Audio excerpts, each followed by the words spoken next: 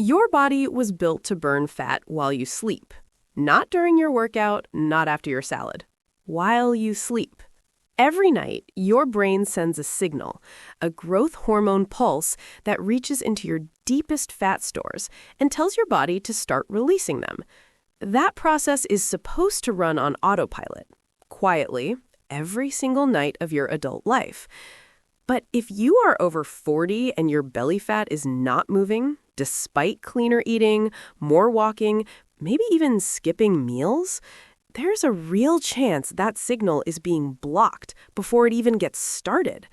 And the thing doing the blocking? It is probably something you do within a few hours of going to bed. Here's what the research actually shows.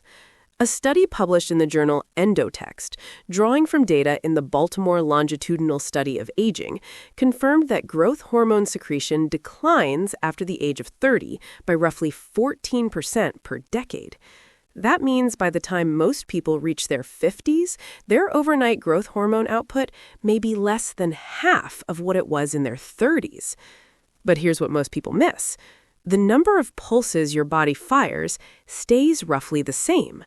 What falls is the strength of each one, the amplitude. The signal does not disappear, it gets weaker. Think of it like this. Your growth hormone signal is a radio broadcast.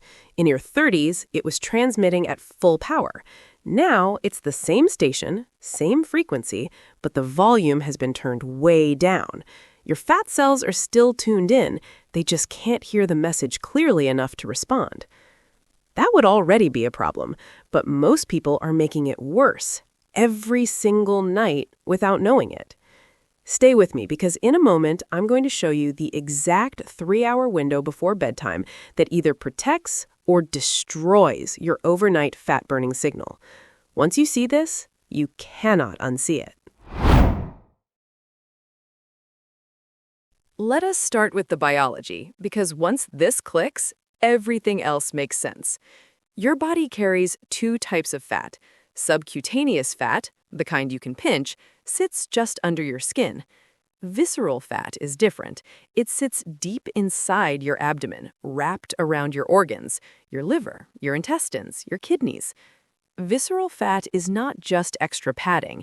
It actively releases inflammatory signals that disrupt your hormones, raise your cardiovascular risk, and make your body resist fat loss at every turn. It is the most dangerous fat to carry, and the fat that most people over 40 are most frustrated about. Here's where growth hormone becomes central to this story. A review published in Nature, Reviews Endocrinology, confirmed that in humans, visceral fat is the depot most strongly affected by growth hormone action. When growth hormone levels fall, as they do in GH-deficient adults, visceral fat accumulates first and fastest, and when GH treatment is given to those same adults, it is the visceral fat that drops the most. The reason comes down to one enzyme: hormone-sensitive lipase. In simple terms, hormone-sensitive lipase, HSL for short, is the molecular scissors inside your fat cells. When it is active, it cuts stored fat molecules apart and releases them into your bloodstream to be used as energy. When it is inactive, your fat just sits there. Growth hormone is one of the most powerful activators of HSL in visceral fat cells. Research published in the journal Metabolism showed that GH produces a dose-dependent increase in HSL activity in fat cells, with effects appearing within 24 to 48 hours and lasting at least another 48 hours after that. In simple terms, when your overnight GH pulse fires, it doesn't just have a one-night effect. It primes your fat cells for extended breakdown. The impact ripples forward into the next day. This is where it gets interesting. Research published in the Journal of Clinical Investigation showed that a single growth hormone pulse causes a steep rise in circulating free fatty acids within 2 to 3 hours, with baseline values roughly doubling. Your body is literally pulling fat out of storage in direct response to that overnight pulse. But there is one thing that stops all of this cold. one molecule that acts like a wall between your GH signal and your HSL enzyme, insulin. Insulin and growth hormone are opposites when it comes to fat. Insulin locks fat inside your fat cells and shuts down HSL. Growth hormone unlocks fat and gets HSL moving. They cannot both win at the same time.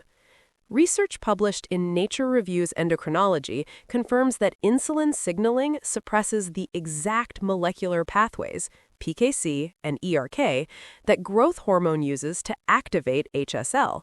When insulin is elevated, it does not just pause fat breakdown, it blocks the mechanism growth hormone needs to start it. So if your insulin is high when your GH pulse is supposed to fire overnight, your body is not just missing a fat-burning window, it is running two conflicting programs at once, and insulin wins that fight. Your largest growth hormone pulse fires at night. Research from Endotext confirms that GH secretion peaks with maximal release in the latter half of the night, tightly tied to deep sleep, the slow wave stage. That peak is the most powerful GH event in a full 24-hour cycle. It is your body's nightly repair and fat mobilization window. Now here is the question you need to sit with. What happens to your insulin when you eat close to bedtime? It rises. Every time you eat, especially carbohydrates and mixed meals, your pancreas releases insulin to handle the glucose entering your bloodstream. That insulin can stay elevated for 90 minutes to several hours, depending on what you ate, how insulin sensitive you are, and how your metabolism is functioning. Research published in PMC on glucose and insulin regulation found that insulin can directly bind to insulin receptors on the pituitary cells that produce your growth hormone, the somatotrophs, and inhibit GH secretion directly. This is not indirect. It is a hard biochemical block on the cells responsible for your GH signal. But here's the important part. A study published in the Journal of Clinical Investigation showed that fasting significantly raised GH pulse amplitude. On a 5-day fast, maximal pulse amplitude went from 9.9 to 12.3 nanograms per milliliter, more than doubling. The mechanism was clear. When insulin falls, the somatotroph inhibition is removed and the full GH signal can fire. The reverse was also confirmed. A review published in Nutrients showed that overfeeding, even before any measurable weight gain, rapidly suppressed GH pulse amplitude. The suppression happened fast and was directly tied to sustained elevated insulin levels. So here is the sequence that plays out when you eat close to bedtime. You eat a late meal, insulin rises. Elevated insulin suppresses your pituitary somatotroph cells. Your overnight GH pulse fires with reduced amplitude or is delayed until insulin clears. Even if a reduced GH signal gets through, elevated insulin in your fat cells blocks HSL activation. Your visceral fat stays locked. You wake up having missed your body's most important nightly fat breakdown window. This is the GH-HSL overnight betrayal. Not just your age working against you, a completely preventable collision between late eating and your body's metabolic overnight window. And here is what makes this especially important for you if you are over 40. A study published in the Journal of Clinical Endocrinology and Metabolism confirmed that fasting still enhances GH secretion in older adults with a fold increase similar to what is seen in younger people. The absolute levels are lower, that age-related amplitude decline is real, but the system still responds to nutritional state. You can still improve the signal. You just have to stop suppressing it every night. Your body is not broken. It is waiting for the right conditions. So what do you actually do with this?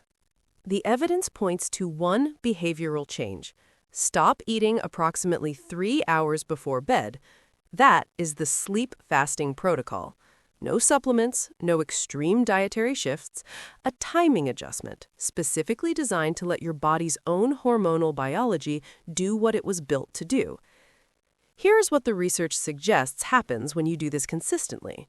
By the time your head hits the pillow, your insulin has had time to clear from your evening meal.